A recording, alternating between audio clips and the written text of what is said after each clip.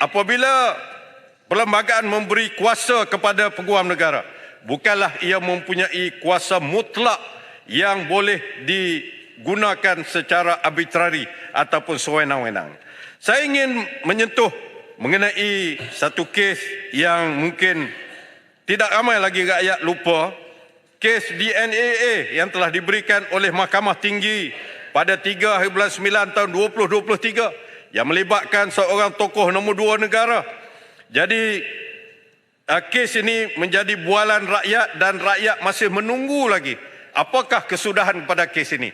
Mengikut undang-undang, satu kes yang diputuskan DNAA, ianya adalah di peringkat sama ada ianya akan di-charge kembali ataupun peguam negara akan meminta supaya dilakukan acquitted and discharge, dilepas dan dibebaskan. Sekarang dilepas tanpa dibebaskan. Tak apalah, itu saya serah kepada Menteri Undang-Undang menjelaskan apa status kes DNAA Bagan Datuk. Saya nak menyebut bahawa akibat daripada kes ini, saya melihat berlakunya seolah-olah double standard. Perkiraan yang tidak sama antara orang yang berada di atas dengan rakyat jelata. Saya menghargai pandangan Peguam Negara yang baru dalam kenyataan media Jabatan Peguam Negara pada 8 September yang mengatakan bahawa berdasarkan kepada representasi yang dikemukakan, perkara ini menjadi tugas bagi Peguam Negara untuk mempertimbangkan setiap alasan dan perincian yang diberikan oleh pihak tertuduh. Dalam erti kata lain, Peguam Negara serta jabatan ini tidak boleh secara sembrono menolak representasi-representasi yang dikemukakan oleh mana-mana tertuduh. Sebaliknya perlu meneliti setiap butiran yang diberikan demi menegakkan proses undang-undang. Saya menghargai apa yang dasar baru mungkin Jabatan Peguam Negara. Tetapi saya harap ini tidaklah kerana nak justifikan kes DNAA itu.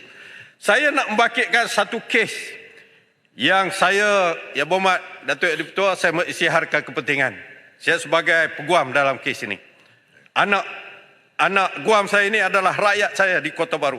Seorang perempuan, saya tak perlu sebut namanya, berusia 39 tahun.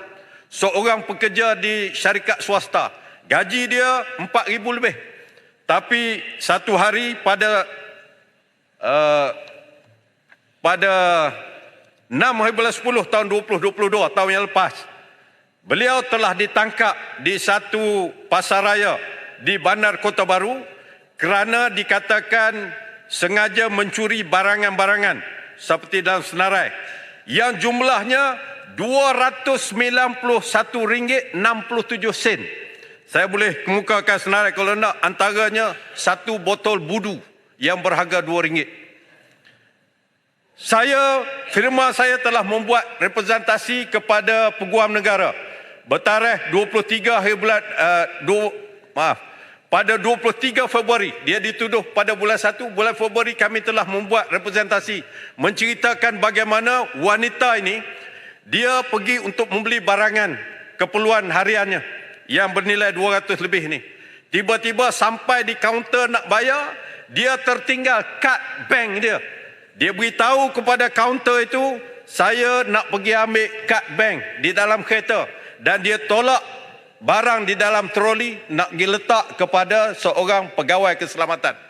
Semasa itu beliau telah ditangkap oleh seorang lagi pegawai keselamatan yang melihat CCTV kononnya. Ditangkap.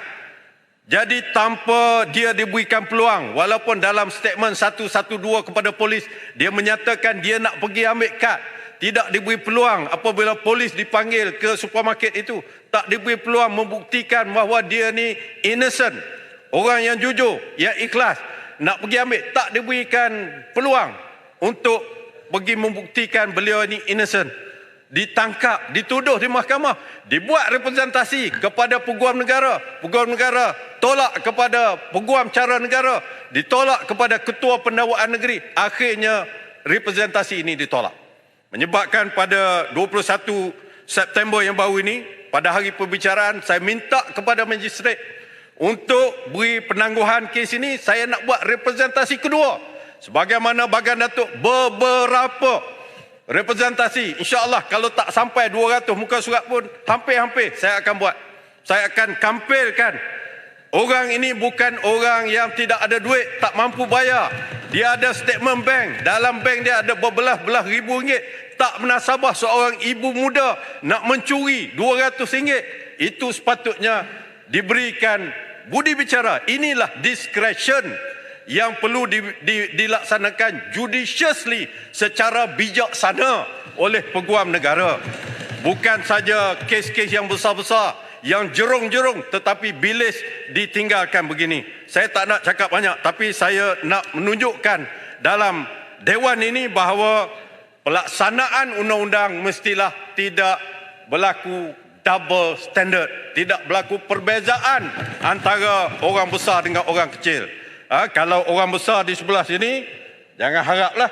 Kalau orang besar di sebelah kerajaan. Ini juga prinsip yang dipegang oleh Yang Amat Berhormat Perdana Menteri kita yang berpengalaman dengan pasukan polis dan pasukan Jabatan Peguam Negara yang sepatutnya diterapkan di dalam pentadbiran beliau. Jadi dalam hal ini saya minta supaya Menteri Undang-Undang menjelaskan perkara ini supaya pelaksanaan budi bicara ini dilaksanakan secara judicially and judiciously dalam menghadapi kes-kes yang melibatkan rakyat jelata.